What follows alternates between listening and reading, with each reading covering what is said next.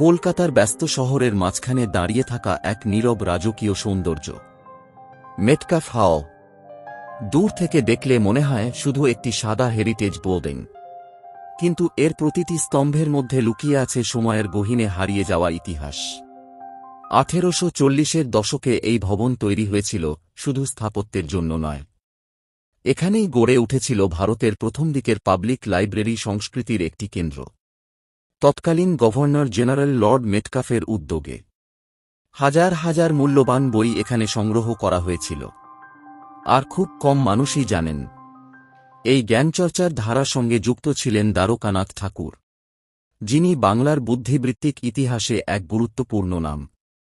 সময়ের সঙ্গে সঙ্গে এই জ্ঞানভাণ্ডারই হয়ে ওঠে আজকের ন্যাশনাল লাইব্রেরি অফ ইন্ডিয়া গঠনের এক প্রাথমিক ভিত্তি। আজ যখন আপনি দাঁড়িয়ে থাকেন মেটকাফ হলের সামনে, মনে হয় এই সাদা দেয়ালগুলো শুধু ইট পাথর নয়, এগুলো ইতিহাসের নিঃশব্দ সাক্ষী।